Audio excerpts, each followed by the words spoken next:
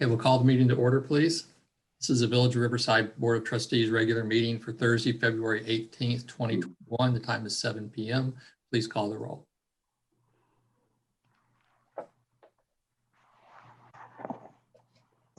Kathy, you're muted. Sorry about that. President Sells. Here. Trustee Collins. Here. Trustee Evans. Here. Trustee Gallegos. Here. Trustee Hannan. Here. Trustee Pollock. Here. Village Manager Francis. Here. Village Attorney Mars. Here. Also present Village Clerk Haley. Trustee Gisa is not joining us this evening. Thank you very much. Mr. Mars, did you need to do our video litany? Sure. Thank you, President Sells. As has been the case recently, due to the ongoing public health emergency and consistent with the governor's most recent emergency declaration, various executive orders entered by the governor and the recent amendments made to the Open Meetings Act and Public Act 101-640, President Sells has deemed it advisable to continue at this point to meet electronically via Zoom, and this meeting is therefore being conducted electronically. Thank you very much. Move on now to presentations and public comment. It's my understanding we don't have anyone in the waiting room wanting to give public comment. Is that correct? Appears so. Okay, then we'll move on to reports of village officers. First up is the village president's report. And I suspect many of the people who are watching us this evening already know what I'm getting ready to talk about. It's a bittersweet moment for the Village Riverside, almost 40 years in the making. But I do have a statement I would like to read on behalf of the village to Chief Thomas Weitzel. In 1984, a 23-year-old Tom Weitzel joined the Riverside Police Department. It is likely that it never occurred to him at that point that he would spend the next 37 years of his life serving and protecting our village and its residents. 3 years later, on August 12th at 3:15 a.m. in the morning, Officer Weitzel came upon a car parked in violation of the village's no parking ordinance. As he approached the car, one of the three men inside that car stepped outside with a shotgun and fired. Officer Weitzel took the blast straight to the chest, while only about 10 feet away from the gunman. Fortunately for Mr. Weitzel and all of us, he was wearing a bulletproof vest, and that vest saved his life. After recovering from the attack, Officer Weitzel returned to duty, and he never talked much about the shooting. In fact, he still doesn't. And it is that quiet and resolute courage that is all who know him have come to expect and respect in Tom Weitzel. In the following years, Officer Weitzel advanced steadily through the ranks until becoming acting chief of police in October 2007, and then officially chief of police in January 2008. And now, 13 years later, Chief Weitzel has announced that he will retire from the Village of Riverside on May 20th, 2021. Courage, compassion, and decency. That is what Chief Weitzel has stood for from his very first day on the beat back in 1984. He has steadfastly been a leader statewide for law enforcement policies that have always put citizens first. That he has gained such widespread recognition from his position in a small village of 9,000 residents is a testament to his leadership and his vision. His peers know a leader when they see one. Under Chief Weitzel's leadership, the Riverside Police Department has become an example of what community policing can and should be. The Riverside Police Department has been at the forefront of police reform and the broader movement for social justice long before they became the focus of nationwide attention. Why? Because it is the right thing to do, and that is the only reason that Tom Weitzel has ever needed. Chief Weitzel, thank you for your service to our community and the larger ideals of fairness, equality, and justice for all. Be missed, sorely missed, but your character and your reputation will remain embedded in the Riverside Police Department as an enduring reminder of what it means to serve and to protect. Your grateful village wishes you a long and an enjoyable retirement. Thank you, sir. Well, thank you, President Sells and trustees and Manager Francis. That was very, very nice what President Sells just said, unexpected. But I've been an honor to serve. I told the manager this week that I never woke up and didn't want to come to work. I've had some bad days, like I suppose we all have, but I never, ever woke up and said, I don't want to work there, didn't want to come there. So it's been a privilege. I've worked through several different boards, managers, interim managers, and department heads, but I can tell you that I have become very close to Manager Francis and her team. So that'll be missed, and this board. So you have a great team, and I'm committed. I told the manager and the president that I am here for the next 90 days, whatever transition they need me to do, whatever details they need me to do, I'm here. So whatever way the manager and the board moves, you can be assured that I'll assist you, whatever that may be going forward. So I thank you very much, President Sells and members of the board. I appreciate it, and Manager Francis, thank you. Very welcome. Would anyone else like to say a few words?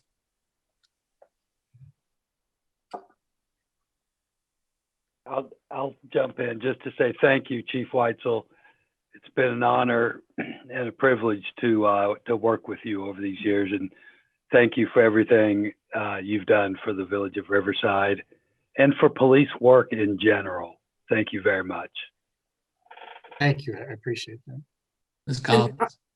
I already sent you an email telling you how much you mean to us, but I just wanted to say that I think your ability to just look at new ideas and your openness to looking at different things has just been really refreshing. And whenever we've wanted to examine something, you were always the first one to pull whatever data we needed and to give your opinion on it. And it was great to work with you, and you made decisions so much easier because you always provided us the information so that we can make good decisions. So I really have always appreciated that. So thank you. And enjoy your retirement. I'm very jealous. Thank you. Thanks. I told Chief Weitzel the other day that the only bright spot of this I could see is that after 15 years of us knowing each other, he and I can finally go out and have a beer together. So I kind of look forward to that. Well, thank you again, Chief Weitzel. Just as a follow-up, Chief Weitzel mentioned the kind of the transition phase here. We have received a couple questions about how the village handles a transition in terms of a police or a fire chief. It is exactly the same as all other department heads. The village manager is responsible for selecting and hiring department heads across the board. And when she has made a decision, she will announce that to the board and to the community at large. Just as a historical note, probably I'd say 11 years or so ago is when this changed. It used to be that the village president hired and fired the police and fire chief. And when I was a trustee, I had made a request of the then board that we change that policy, because I've always felt very strongly that government should not have any kind of influence over public safety. And I was pleased that at that time it was unanimous vote to make that policy change and to move it over to where it is now, with the village manager having that responsibility. So that's how it will be handled. And when we have something to report, we will do that to the village. That is all I have. Manager Francis. Thank you, President Sells. I have one item. It's an announcement. In addition to Chief Weitzel's, we have another staff member that will be leaving us.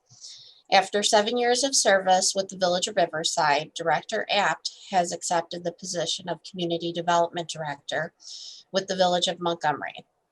When she started 7 years ago, she had over 14 years of experience in planning and zoning. During her time with the village, she applied and received grants for the Metro intersection improvements, bike racks, and the transit-oriented development supportive zoning code update. She served as the staff liaison to the Economic Development Commission, Planning and Zoning Commission, the Preservation Commission, and the Riverside TOD Supportive Zoning Code Update Steering Committee. During her tenure, Director Apt had some notable accomplishments, including working on the incentive agreement and facilitating an expedited permit review for Labara. She coordinated the establishment of 3 business districts on Harlem Avenue. She implemented the facade program, which eliminated a number of box signs within the village. She was instrumental in fully implementing the village's adjudication process for code enforcement matters. She worked extremely hard over these past 7 years for the village, and I'm very proud of her accomplishments. She is a very important part of the village's team, and we will miss her. I want to thank her for her many contributions. Sonia studied Riverside as an undergraduate student in planning. I know it was a great honor to Sonia to be the community development director of our historic community. She made a great impact, and for that, I want to say thank you, Sonia. That is it for my report. And I will second that. I mean, anybody who has looked around this village over the last 7 years or so have seen the really substantial changes that have been made in the village. And Director Apt has been an integral part of that from the very beginning. So Sonia, thank you for all you've done for our village, and we're going to miss you. Come visit. Thank you. I'd like to thank Sonia as well. This one, of course, is important to me because I'm a planner and I appreciate good planning work. And Sonia has given the village some excellent planning work over the years. I think she'll enjoy her new assignment in Montgomery. It's a growing community. She'll have opportunities to further her planning skills. And Montgomery is very fortunate to have Sonia joining them. Thank you, Sonia, for all you've done for us. Thank you, guys. It's been a wonderful and sometimes hectic and sometimes crazy 7 years here, but it's really been an honor to work for Riverside and work with the team that we have and the village board. You've always been very supportive. We have a wonderful community here, and I think we've all worked together to really make it a really even more special place than it was before. And I hope generations to come get to enjoy all the hard work we've all put into this. That's very nice. Thank you, Sonia. So we'll move on now to the approval of the consent agenda. On the agenda this evening is ratify the voucher list of bills for February 4, 2021, voucher list of bills for February 18, 2021, and to approve the Village Board of Trustee regular meeting minutes of January 21, 2020. Review and file the following: the Historical Commission meeting minutes of October 19, the Preservation Commission meeting minutes of December 20, 2020, the Riverside TV Commission meeting minutes of January 11, 2021, the Community Development, Finance, Fire, Police, and Public Works Departments, January 21, monthly reports, a resolution for construction on State Highway during 2021 and 2022, a resolution authorizing the expenditure of $300,000 for 2021 maintenance under the Illinois Highway Code, a resolution authorizing the village manager to issue a purchase order to Conway Shield for the purchase of 10 sets of firefighter turnout gear in an amount not to exceed $21,500. And lastly, a resolution waiving competitive bidding and authorizing the village manager to execute a contract with Urban Communications for a not to exceed amount of $74,521 for the installation of a communication tower to be located at the Riverside Public Works Facility. Excuse me. Does anyone need anything removed for discussion? Hearing none, I'd ask for a motion and a second to approve the consent agenda. Motion made. Gallegos, second by Mr. Hannan. Please call the roll. Trustee Collins. Aye. Trustee Evans. Aye. Trustee Gallegos. Aye. Trustee Hannan. Aye. Trustee Pollock. Aye. The motion carries.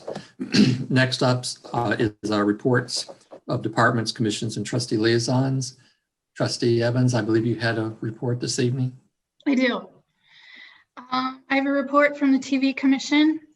Riverside TV recently completed a video project of 30 exercise classes. The project was sponsored by Riverside Township to offer online exercise classes for seniors in place of the in-person classes they offered, which aren't feasible right now with the pandemic. The classes are led by personal trainer Jerry Owen and geared towards seniors or anyone looking to exercise at a nice, easy pace. I would encourage everybody to check them out. They're all available on the township website under senior services.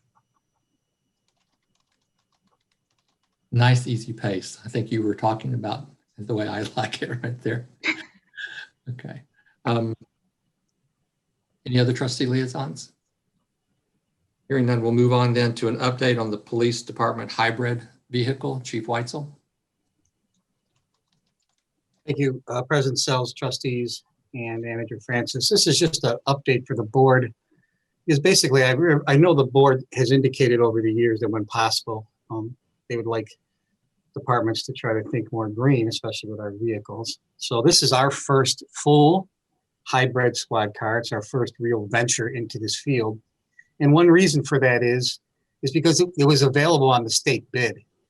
It was not always available on the state bid. They had some vehicles, specialized vehicles, prisoner vehicles, but the police SUVs were not available till recently. And I waited a little bit to see what some of the reviews were, not only from the manufacturers, but other chiefs. And I'll be honest, it's been mixed. But this is our first venture. You wouldn't notice the difference. That police car looks just like the gasoline powered one sitting right next to it. And right now I'm in a training phase. That might sound kind of strange, but I actually have officers that have never driven a hybrid and they keep thinking it shuts off and they keep trying to start it. Because and those of you that have driven one know what I mean by that. So we are going through every single patrol officers being just given an awareness training on how the vehicle works. It is out there, but it'll probably be another couple of weeks before it's out on full patrol. And it took us a long time to get this because of the pandemic. So when the pandemic hit in March, Ford shut down operations. And then when they started their operations back up again, they really went towards cars that were going to make them money. And their fleet vehicles is not really their big money maker. So fleet vehicles were the last to really come online. And then the fleet hybrids were even longer lasting than that. So we've had this car towards the end of 2020. We've just deployed it now in 2021 because it was just a long time to get all the equipment in the car delivered to the village. So my recommendation is to the manager and really who's ever sitting in my seats in the years to come is that we evaluate this vehicle fully for 1 year. That's the manufacturer's recommendation and the international chiefs. And then if you feel that it's living up to the expectations, we could probably mix those vehicles into the fleet. So what I'm going to do between the time I have here is just start the process of measuring the differences between the hybrid and our gas vehicle. Because I'll be in front of the board in March to try to get to purchase the vehicle that this board approved in our current budget. And I'm going to suggest we go back to the CAS vehicle just for that one, because if we don't have a full year of data, I'd hate to start buying all the hybrids and then having problems with them. I'd like to get a full year of data, especially for the next individual that's sitting in my chair. I will say that these cars are more expensive, even on the state bid. So the hybrid can run anywhere from $3,800 to $5,000 more than the pure gas vehicle. But I think if you look at my chart, it has definitely been the board's desire to reduce CO2 our carbon footprint. And those calculations you see are from myself. I got some numbers from Director Tab, what we currently purchase our fuel for. So that can fluctuate depending, but right now our gas is being delivered for $1.96 a gallon. So that should give us a full year at using every single shift. That means all 3 shifts, over 30,000 pounds of CO2 will be saved, in addition to $3,500 in fuel costs and probably around 1,800 gallons of gas. So I just want the board to know that it's out there. I want the board to know that we are trying to make sure we meet the board's desire for us to be environmentally friendly. And anyone has any questions, that's it. But I will, whoever my predecessor is, will have a full, I will leave all the information on the tracking information so this board can continue to have information in the future. Thank you, Chief. I do have a question. As you know, I've been wanting this for a long time, and I'm really excited that we finally have kind of an experimental vehicle to look at.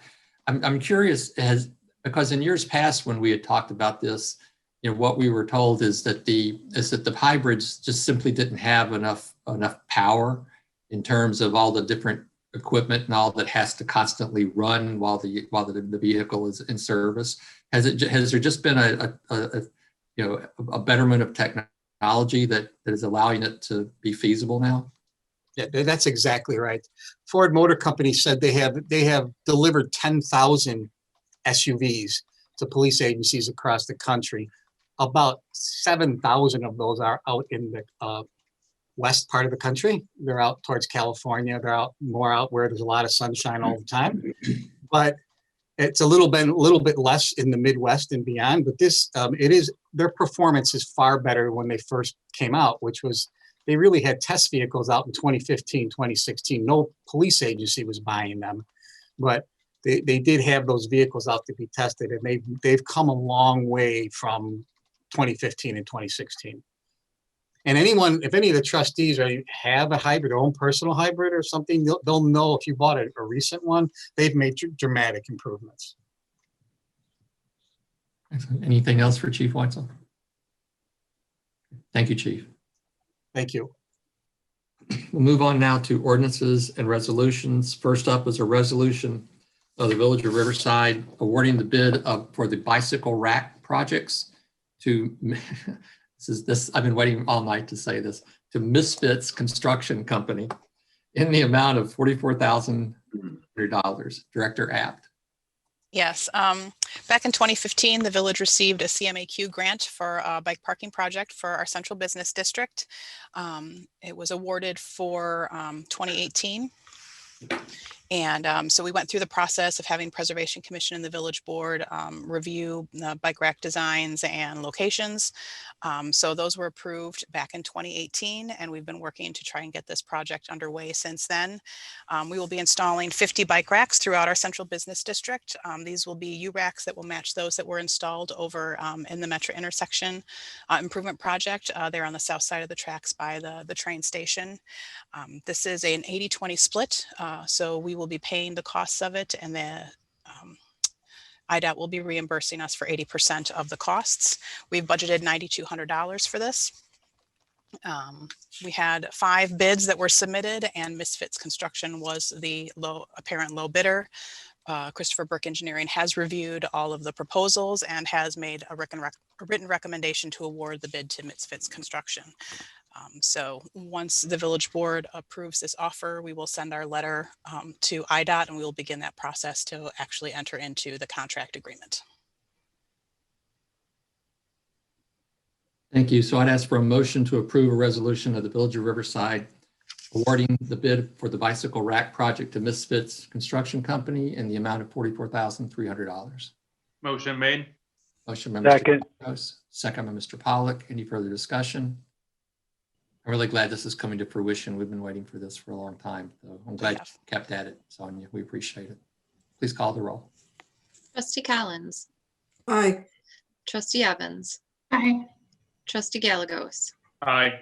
Trustee Hannan, Aye. Trustee Pollock. Aye. Motion carries. Next up is an ordinance authorizing adoption and publication of the official updated zoning map of the Village of Riverside. Director Abt. Yes, pursuant to the Illinois Municipal Code, the village is required to publish by March 31st of each year a map clearly showing all of the changes to existing zoning uses, divisions, restrictions, regulations, and classifications in the preceding calendar year. While we did not have any official zoning changes since 2011, the official zoning map did have some corrections that needed to be made to its legend. And so we worked with our GIS consultant to get those changes made. So we've updated the legend to accurately reflect the subdistricts of our B2 district, as well as correct the names for the R1A and the R1AA zoning districts, which are no longer considered area districts, but they were still called that in the legend. So you have the final map there attached to the ordinance and we will be able to publish that on our website and have it available to the public once it's been adopted. Thank you. So I'd ask for a motion and a second to adopt an ordinance authorizing the adoption and publication of the official updated zoning map of the Village of Riverside. Motion made. Mr. Gallagher, Second. second by Mr. Pollock. Any further discussion? Please call the roll. Trustee Collins, Aye. trustee Evans, Aye. trustee Gallegos, Aye. trustee Hannan, Aye. trustee Pollock, Aye. Motion carries. Thank you. Next up are considerations. Our first item for discussion is regarding the liquor license waivers and continued temporary use of the village's right-of-way for outdoor dining. Manager Francis. Thank you, President Sells. If the board recalls, May of last year, there were certain waivers that were awarded, and also the board approved allowing some temporary uses of village right-of-way due to COVID-19 and being able to expand the outdoor eating spaces. Those various ordinances that were approved both in May and then another one that was approved in November of last year will terminate April 30th, 2021. We have started to receive inquiries about whether or not the village board will be waiving again liquor license fees for 2021. And also our restaurants are looking at trying to set up their action plan for spring, summer, and fall of this year as it relates to outdoor eating and outdoor dining, and extending the village right-of-way, extending the temporary uses of it anyway. And so they wanted to know whether or not the village would be looking to approve or extending those ordinances that had been previously approved through the end of this year. For the liquor license, it would be whether or not we would be waiving it for the entire year, part of the year, or not at all. Included in the packet are the previous ordinances that the board approved for your reference, and staff can answer any questions that you may have about this.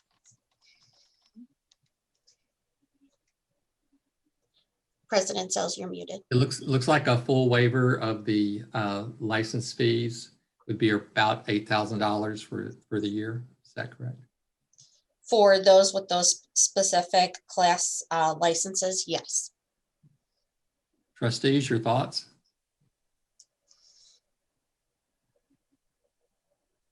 Ms. Evans? Yeah, so is Katrina Bar open? Or was it open? We issued Has it been them open? their liquor license. I don't know if they've actually been open to the public, but they have had their appropriate license issued to them. They have not been open to the public. They were going to for a short period of time to be able to do carry out and things like that, but I think they opted not to do that. They are hoping to be open up in March sometime. Mr. Gallegos, you had something? No, I'd be in favor of waiving all the fees that we have listed above. Other thoughts? Ms. Collins? I was just going to say, I agree that I think that this is a time when we need to continue to help the restaurants as much as we can, and that this is a small gesture that we can make to help them out without a huge expense to the village. So I would be in favor. I mean, I agree with that. I think you guys are welcome to speak, but it looks to me like we have a consensus on this. Is that correct? To waive them for 2021? Okay. Thank you all very much. President Sells, is there consensus about extending the temporary uses of the village right away as well? I assume the answer to that is yes. I would say yes as well. Thank you. Yes. Next up is a discussion of the Swan Pond Path final design elements. Director Tab. Good evening, everyone.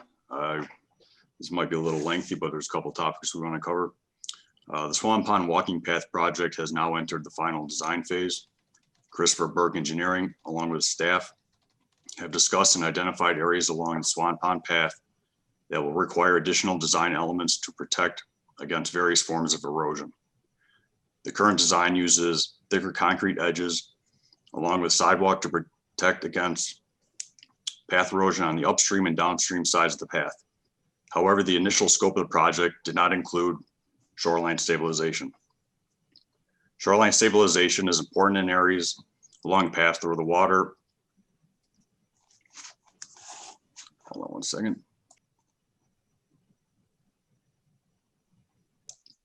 Excuse me. Where the water exits Swan Pond during periods of flooding. To protect against shoreline erosion, Christopher Berg Engineering has proposed two options to consider. The first option uses large diameter rock known as riprap that would get laid along the shoreline adjacent to the path.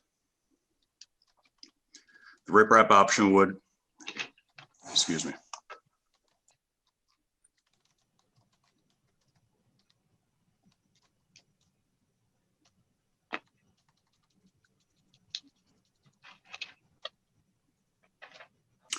Sorry about that. The riprap option would add an additional $40,000 to the current $475,000 project cost. The second option uses limestone ledge rock for stabilization. The limestone option would be more pleasing to the eye and provide more stability to the riprap alternative. The limestone ledge rock would add an estimated $100,000 to $125,000 to the cost of the project.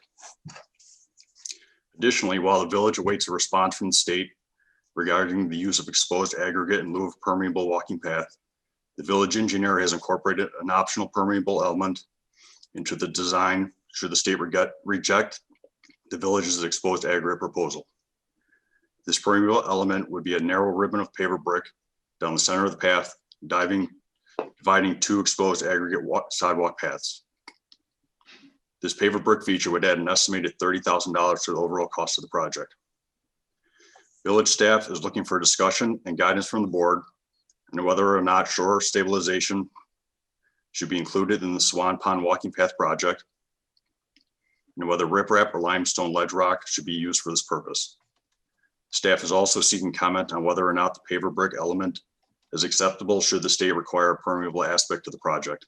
If you have any questions, feel free to ask. And also, Ryan Gailey, the village engineer, is on the line as well. Dan, let me just jump in real quick. I don't believe you gave the cost for the riprap, if you don't mind giving them that cost as well. Sure, the riprap is $40,000.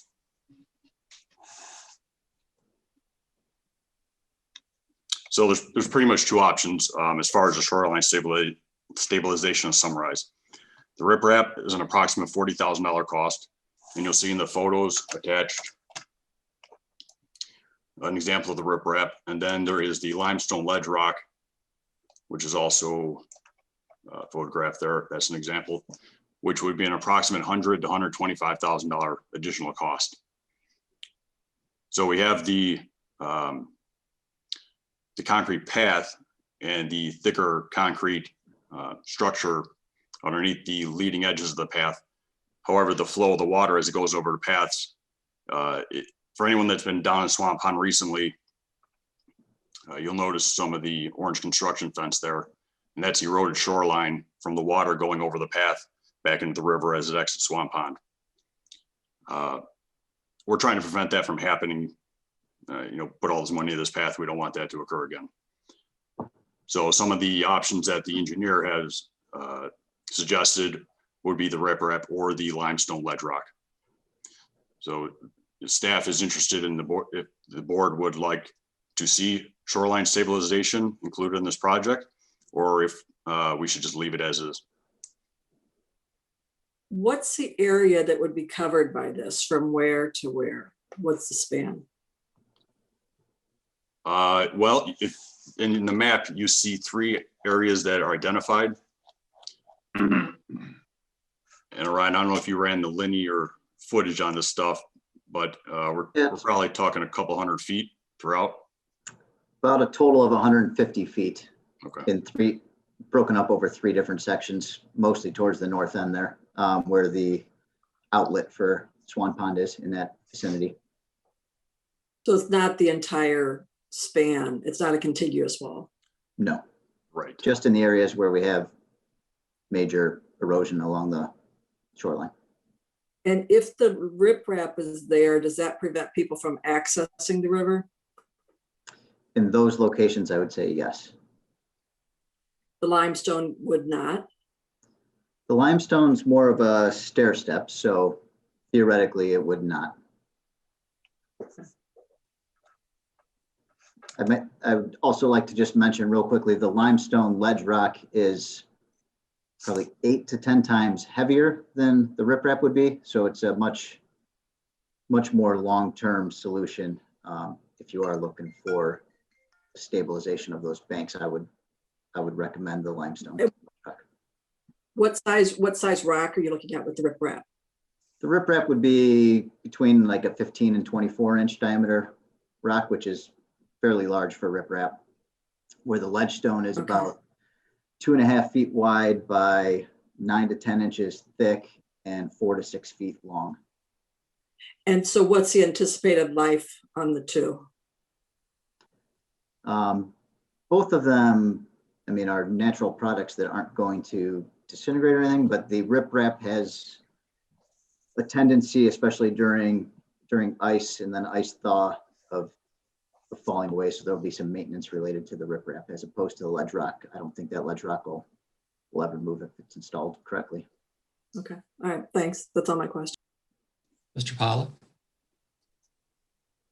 Thank you, President Sells. Yeah, this project to me is kind of in the same broad category as the flood wall on Groveland that we're looking at on West. It's a generational project that on our river that I think we have to get right. I think we learned from the asphalt that trying to save money on a project like this is not a prudent way to approach it. Plus, you've got, this is Swan Pond. You've got all the WPA, Works Progress Administration improvements in that area that are highly historical and valuable to the community. I really feel like we need to try to find the money to do it right, and that means the ledge rock to me. I think really that, and I really appreciate the extra shoring up of the edges on the pathway that our engineers have recommended. I think, again, we need to invest in this for the long term and not try to save nickel and dime, try to save a few dollars at the expense of the long term and the aesthetic quality of it. That was extremely well put. Does anyone disagree with that? Mr. Hannon, please. Yeah, I really like the way Trustee Pollock characterized it, is that this is a legacy project. And to the extent that we are, when we talked about the redoing the path, realizing that this is one of the natural assets of the village. And when you think about it that way,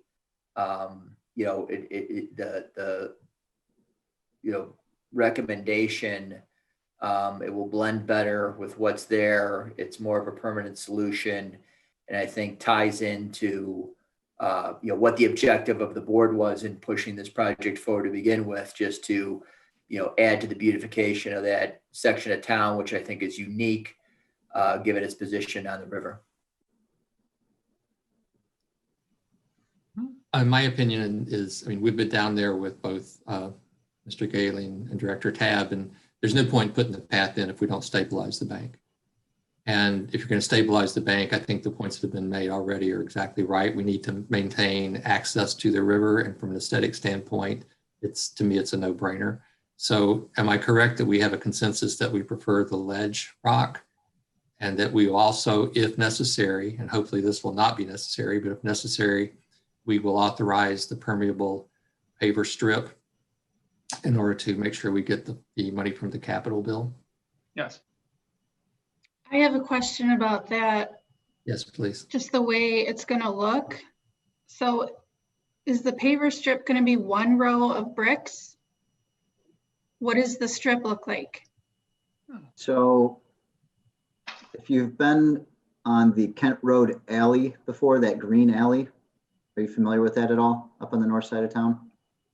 No, So- it's close so by, but no, I haven't. Yeah, maybe take a look at that, but that's kind of the same concept as you'll have,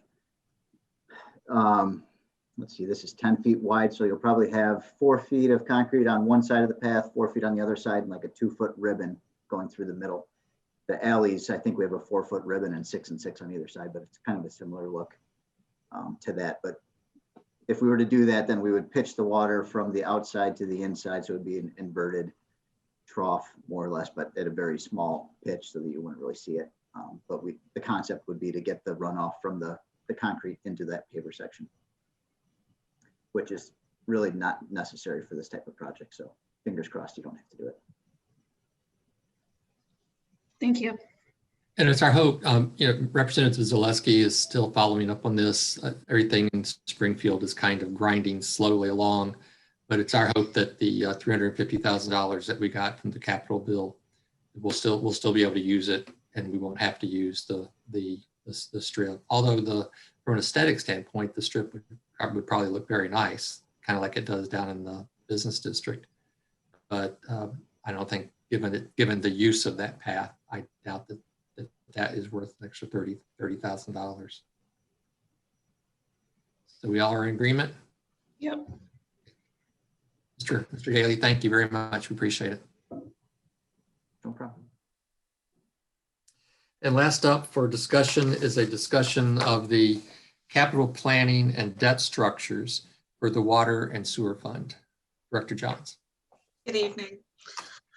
During the 2021 budget planning process and the 2021 to 2030 capital improvement plan, the village board requested that staff come back with future financing options to our different capital improvements. Tonight, we wanted to start with the next 10 years of projects for the Water and Sewer Fund, which is unique as it is an enterprise fund, and the user fees are to fully cover all operating and future capital expenses. I wanted to talk a little bit about the current revenues in the Water and Sewer Fund. Number one is water and sewer user fees. These have been increased on a regular basis. However, from 2012 to 2015, we saw very large increases in our expense, the cost of water from the village of McCook. During this time, the village did raise the fees for the price of the commodity, but not necessarily the additional staffing at that time, just because it was too much for the residents to take at that time. Also, the sewer rate remained constant at $1.25 per unit, and then increased to $1.75 per unit. The infrastructure fee was established in 2018 as a $30 bi-monthly fee to help fund future capital projects. The village also has issued various forms of debt. We have a 2011 Alternative Revenue Series bonds, and in 2013, I'm sorry. Also, we have 2 low interest IEPA loans.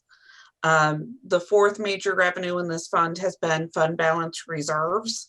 The village utilized fund balance to pay for some very large capital projects in recent history, most notably the First Division Sewer Separation Project.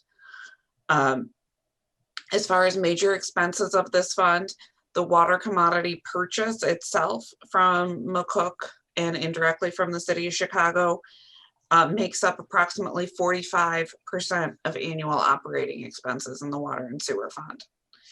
Personnel costs represent 25% of annual expenses, and debt service has remained relatively stable at approximately $515,000 annually, and is 18% of the total operating expenses.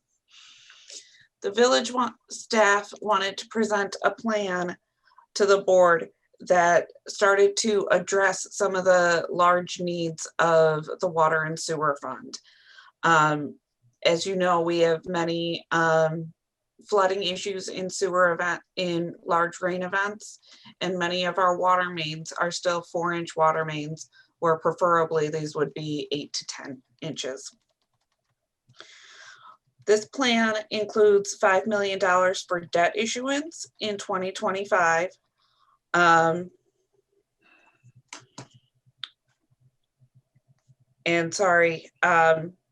With a 10-year repayment schedule. This allows for another issue to be issued in 2035.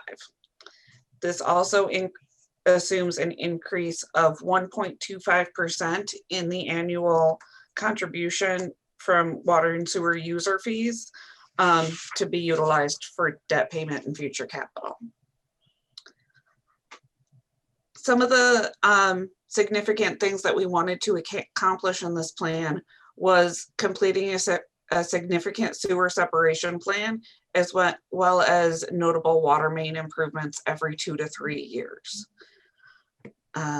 I'm going to go ahead and show the plan that we share my screen and show the plan that we worked up. I wanted to especially thank Director Tab and Village Engineer Gailey for their hard work in helping develop this plan. I know there are many unfunded projects, but I'm happy that we were able to put together a funded plan for the next 10 years. This plan includes 2023 Shenstone water main replacement and resurfacing. In 2025 and 2026, Herbert water main replacement and resurface, Gage water main replacement and resurface, Olmsted water main replacement and resurface, and the Olmsted corridor sewer separation. In 2028, water main replacement and resurfacing on West Quincy and West Burlington. And in 2031, water main replacement and resurface on Bartram.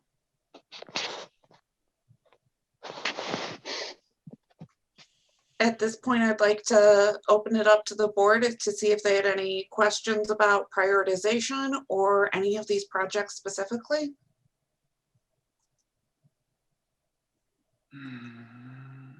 Mr. Hannon?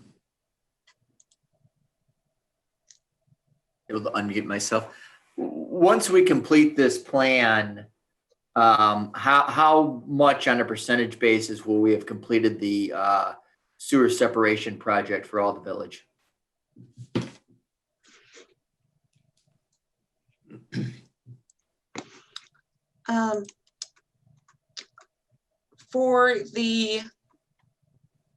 In the sewer separation plan, and Orion, please add to this if need be, the major comments were the original first division sewer separation. This would be the next project on that list. We still have the Long Common sewer separation and vault project. And then the Nuttall sewer separation would need to happen after the Long Common project. Yes, and these projects are what we identified back in, I believe, 2014 when we did a sewer analysis. And even when all those projects that have been identified are completed, all of Riverside is still not separated. It'll separate out maybe a half of Riverside. So there's still a ways to go, quite a ways to go before the whole village would be separated.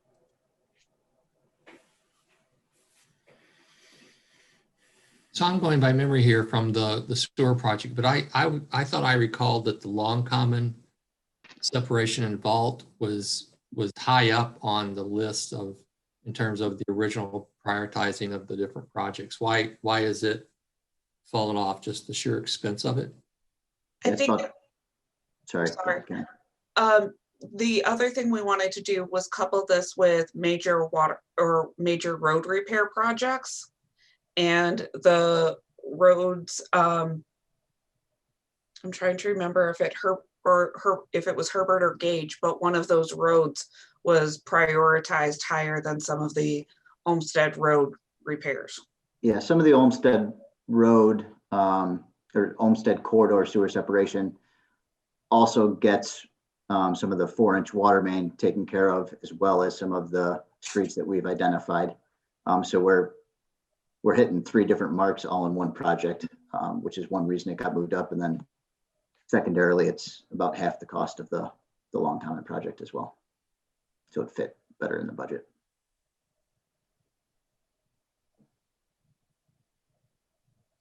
So this takes into account all the various ways we can roll over debt service that's going to be expiring over the next 10 years.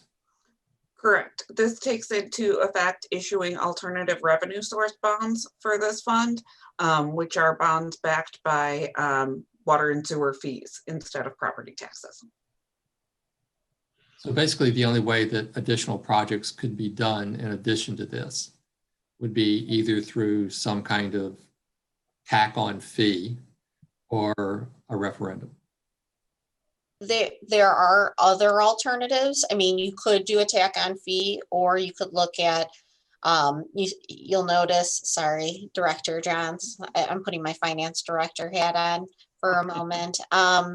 You look at what we've allocated for repayment of debt service over the years.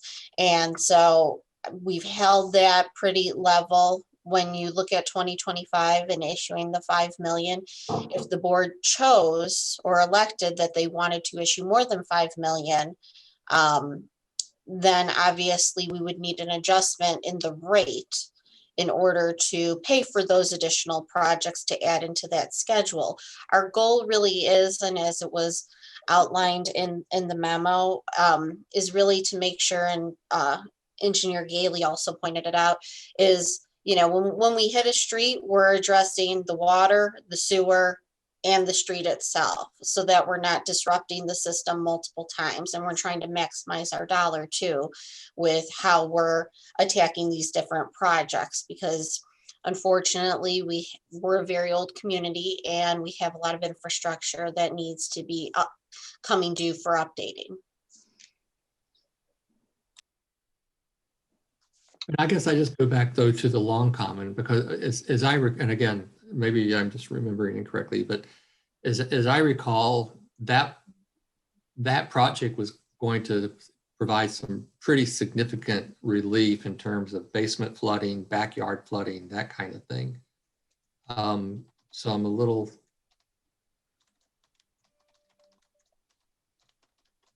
it seems like that's a pretty important project. If is there any way, and again, I know a lot of work has gone into this, so, but is there some way of putting that up front and getting that done, and then moving in with the balance of this in the systematic way you've got it in terms of the streets and the sewers? I mean, one of the things we're looking at is kind of how do we get the most relief in terms of water backups and things like that for our residents. And my memory is that Long Common project was a pretty significant project in that regard. Sorry, Yeah. I wanted to pull up the street map. I believe those sections of Long Common were redone in 2026. If I'm reading my map properly. 2016. 2016, sorry, jump into the future. So I think, again, that was one of the reasons trying to couple it with the road improvements that we waited for Long Common. I believe also the reason why we moved up, we put in the Shenstone, and Engineer Gailey can correct me if I'm wrong, was they have some very much undersized water mains in that area. And so that was of great concern. With undersized water mains, you have potential problems long term, especially if you have a fire in that area, and being able to push out water through the hydrants and making sure that you can keep up with the capacity that's necessary. And obviously, homes are utilizing more water than perhaps they did when those water mains were first put in. So it was looking at all of these different pieces to figure out how best to allocate the village funds and resources. But we knew everything you just said in 2014 when we did the first prioritizing of the projects. So, yeah, Mr. Gailey, I'd like to hear from you. Why was the Long Common project so important before, and now it's something that you feel comfortable with waiting a decade on? So as part of the sewer study, we did not take into account the water main. It was a standalone study, and it was prioritized. It does provide more relief than the Olmsted sewer separation does, but the Olmsted sewer separation still does provide quite a bit of relief. So I think you are still significantly lessening the burden of the sewer system with either project. As you can see by what the finance director has up right now on Gage and Olmsted, both of those streets are all 4-inch water main as well, and they're in much worse condition than the streets up near Long Common. So when we tried to work with the limited budget that we have, it was just determined that that's ideal. Certainly would prefer to be able to do both projects, but it just doesn't look like the funding is available. So on that point, and then I'll be quiet and let the trustees weigh in. So going back to something you said a second ago, Manager Francis. So just for the sake of this discussion, let's say that we wanted to do the Long Common project so that we needed another $3 million. How would that work in the plan that you have put together here? Would we just issue $8 million instead of $5 million? Well, we have to make sure, so it's a couple of different things, and Director Johns can add to this, but essentially we would work with our financial advisor. We have the capacity to do it. We just have to make sure that we're taking in enough revenue to cover that debt service payment in addition to our operating costs, in addition to whatever. So we really should establish what we want our cash flows to be for that fund specifically. And then on top of that, if that is something we want to do, how long do we want this repayment cycle to be? Because that'll dictate what we should look for with regard to the adjustment in the rate for residents. And then, so that it's possible. It's just really what would the board like to see? So this was us basically maintaining somewhat the status quo. Obviously, you're going to have the incremental rate increases as it relates to operations or commodity purchases, but it's really, where are we at and what are the board's goals as it relates to capital infrastructure over the next 10 years? And then we can revise the plan accordingly. Well, in that regard, I guess what I would say is, this is really exceptional work. I think this is exactly what I had hoped that you and your team would put together. I personally, if it was up to me, I would want to look more closely at that Long Common project to see if there's some way to include it. But given where we are in kind of the ongoing life of the board, it seems to me that is a decision for the next board, not this board, since they're the ones who would have to live with the consequences of how it would affect future finances. So, I would defer to the incoming board for that discussion. Trustees, any other thoughts? Yes, I'll have a couple thoughts. I appreciate President Sills, what you were saying about Long Common relief from basement flooding, et cetera. But I also appreciate that 4-inch water main is not good. I mean, that's not just you have bad water pressure in your home, it's a fire safety issue as well. And I can tell you, I know because I live on Olmsted Road, Herbert is, if there's a worse street in the village, I can't imagine it.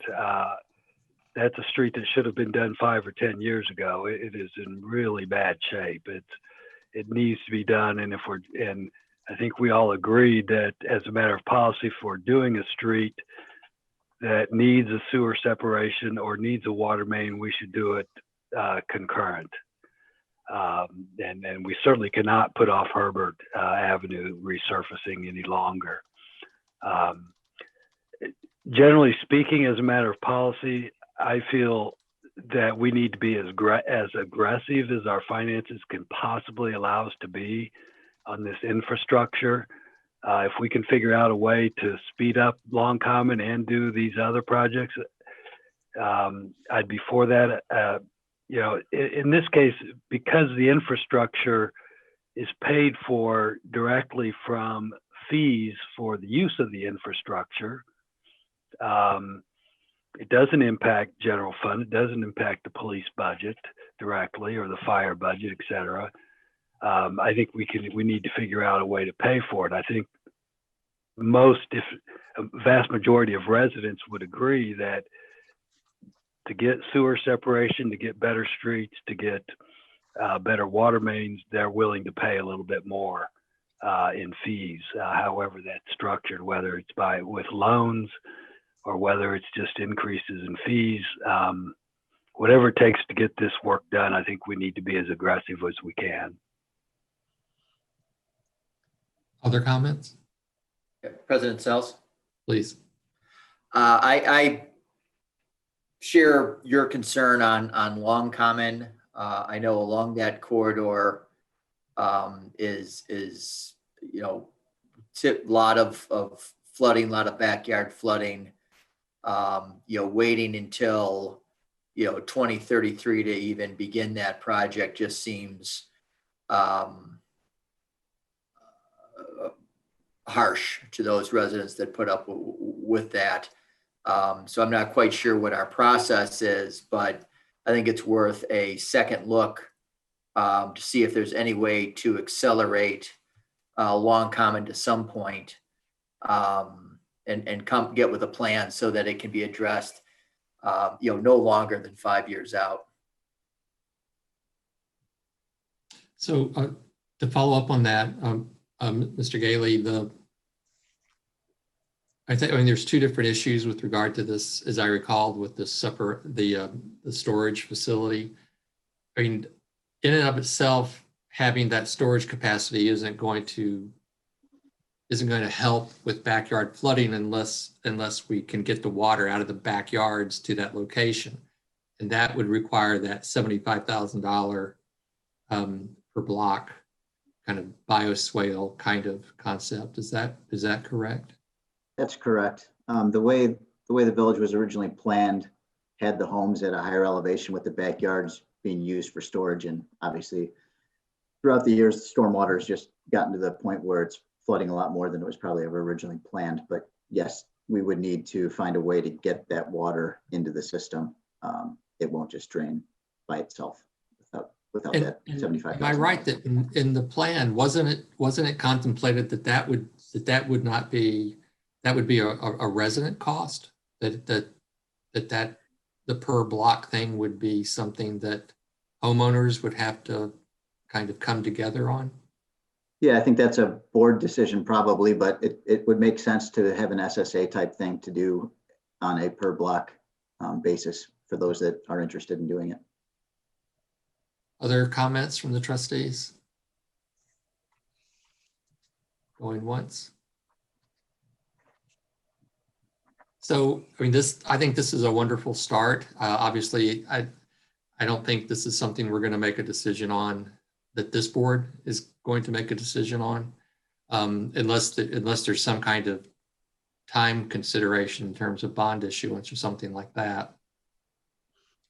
No, with this plan, there's no water sewer bond issuance planned until 2025.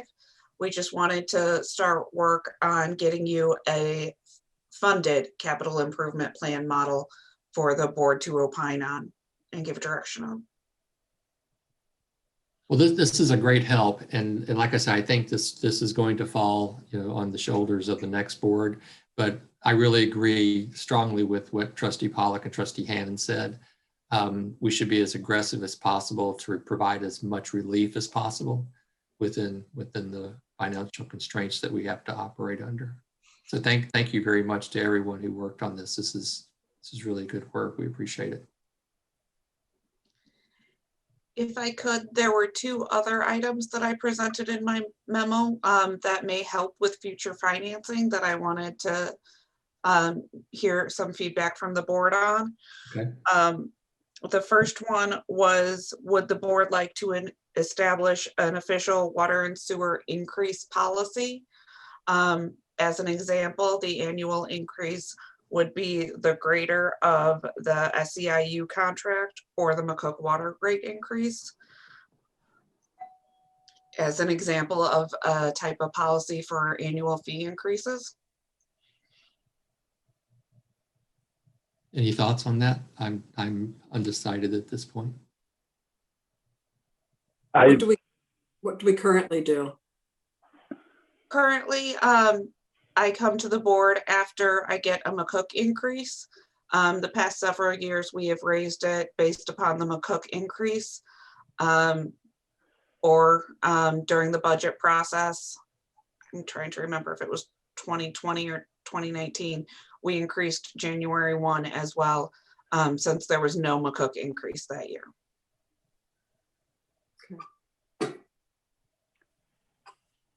So, sorry to interrupt, just so I'm clear, what we've done in the past is just sort of a pass along that whatever McCook increases, we increase, so there's no out of pocket by the village, is that correct? In some years, I want to say 2012 through 2016, we just increased the cost of the commodity. So if the McCook increase was 5%, the cost of the commodity to the village might be closer to 3.5%.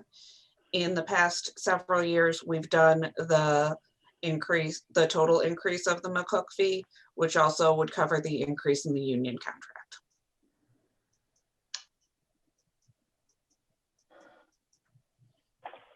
I think I'm okay with an ordinance that states that that the water rate will increase by the same rate that our purchase price increases, provided that there's a notification of residents.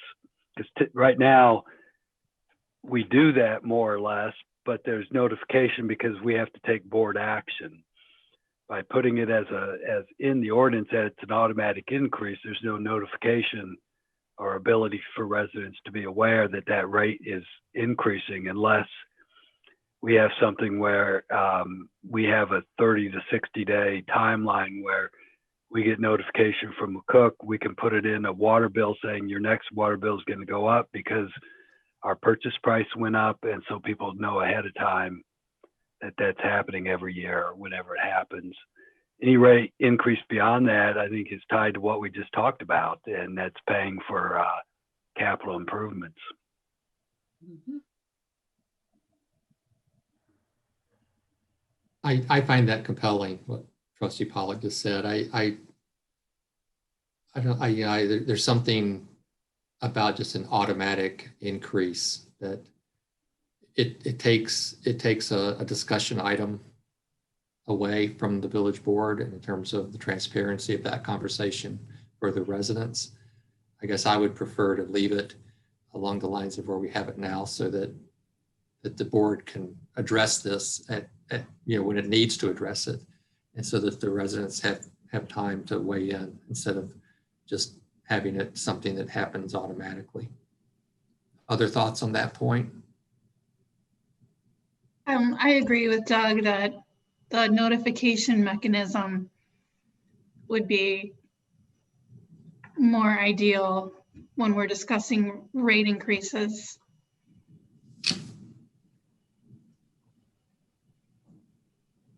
So, Trustee Evans, so are you saying that you'd be okay with the kind of with the automatic increase so long as there was a notification tied to it, or would you rather have it be more of an ad hoc decision that's made, as it comes up?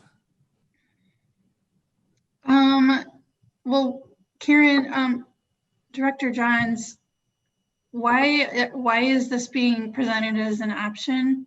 If it's automatic, if it would be automatic, and if they're going to get the fee increase anyway? I don't think, in my idea, it was not an automatic increase. It would still require board action to change the fees in the village code. It's just providing staff framework on how to calculate the rate increase to bring to the board on an annual basis.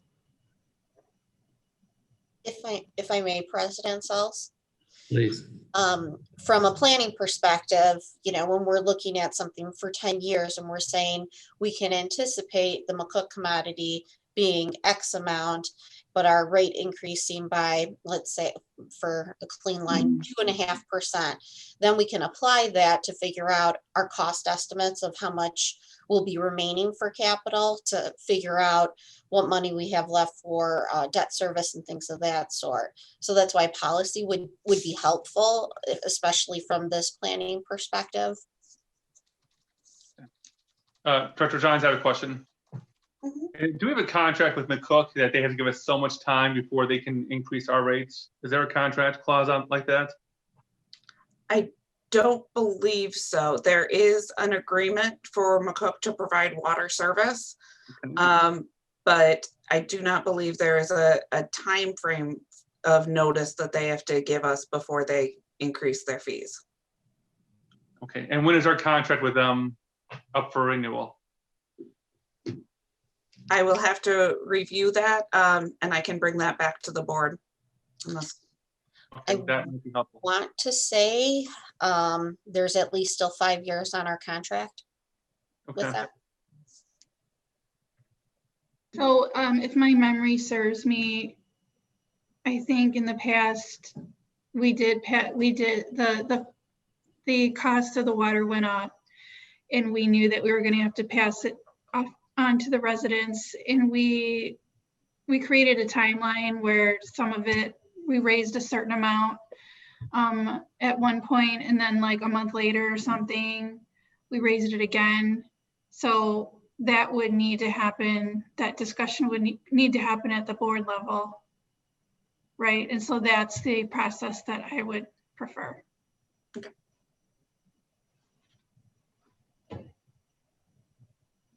Yeah, I think Trustee Gallegos brings up a good point. I think we need to know more about the contract and what the timeline is of when and how often McCook can raise our rates, and you know, what kind of notification they have to give us when they are going to raise their rates. I mean, they raise their rates when the city of Chicago raises their rates, I imagine. They probably don't raise their rates any more than the city of Chicago raises their rates. So, but I would like to know more about how that process works. I think that might inform this decision a little bit. And let's find that out and then bring this back because I think we're all kind of muddled about it right now. Okay. I know I am. And also one more thing. One other one, Director John. One more question on that. Please. Even if we don't have a clause in our contract with McCook, maybe the city and McCook have a contract of how often they can raise their rates and how much lead time they have as well. That way we can have a heads up just with that notification by itself. Yeah, we can look into that. I suspect that that's not a contractual item, but we should find out. Okay. What was the other one, Director Johns? The other item was the infrastructure fee for commercial or multifamily buildings. Currently, the village charges all users a standard $30 bi-monthly fee. However, commercial buildings and large multifamily buildings do put a larger tax on the water and sewer infrastructure. So would you like to look at modifying the rates charged to commercial or multifamily? Trustees?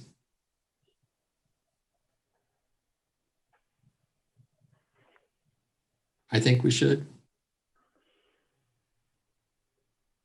But I'd like to hear what you think. I'm not totally clear on what you're saying. Could you go back over that again? All water utility accounts receive a $30 bi-monthly infrastructure fee.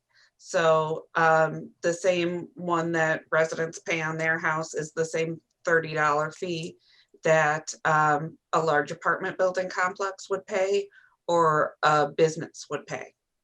So would the board like to have different rates for multifamily buildings or commercial buildings than the residential rate? I would say yes. Ms. Collins? I'm not understanding why they're costing us more. They're paying for the quantity of water used, correct? So there's the water usage fee, and then there's the $30 infrastructure fee. That's in addition to the water use fee to pay for future capital improvements. So they're drawing more volume within the system than a residential, because they actually have larger water meters as well. So as it relates to water main and sewers. So it's taxing our resources more. That's what you're saying. Gotcha. Okay. Yeah, then I would agree. So right now, if it's a multifamily building, they only pay $30. Correct. $30 bi-monthly. What I had briefly thought of and proposed in the memo was $100 bi-monthly for commercial buildings, and multifamily being $30 plus $10 for each unit. With the idea that a two-unit rental property isn't using that much more, taxing the system that much more than a single family residence, but your larger ones significantly do. I'd question the commercial buildings. I mean, we just had a discussion about trying to help out our local restaurants, and I think that extends to local businesses.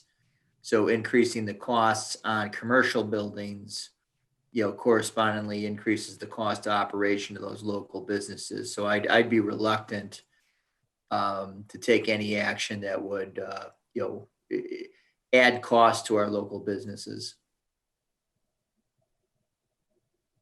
Could we do an analysis to see, rather than just setting a flat amount for a type of a facility, I would prefer if we could get some numbers on usage so that a building that has 20 units is not paying the same amount as a building that has 40 units. Do you know what I mean? Is there a way to get an algorithm that would account for usage?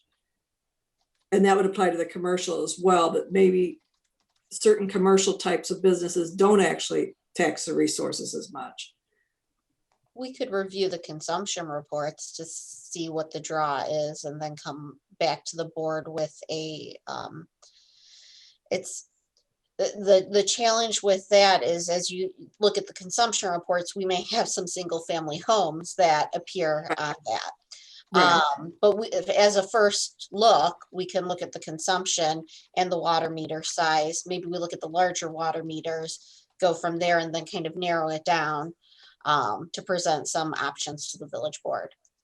I would like to see that, just because I think it might make more sense as far as how do we distribute this cost. And just to follow up on that, I thought what Trustee Collins asked earlier too needs a more precise answer. How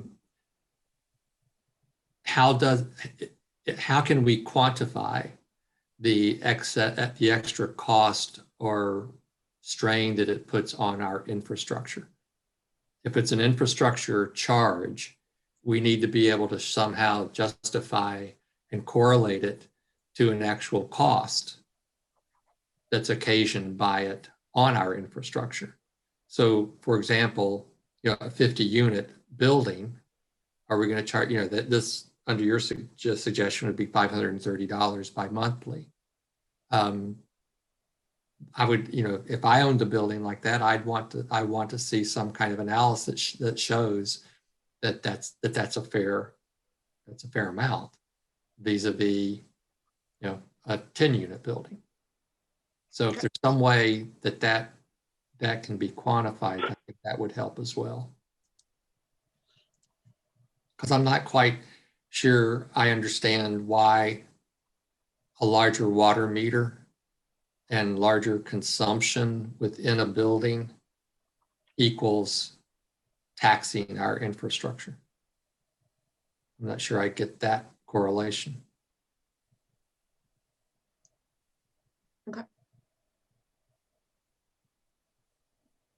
Well, Ben, pipes get worn out by usage, by, what's flowing through them. The more that goes through them, the more that they're going to wear out. So if you're putting a lot of product out, then that would wear those out faster, I would think.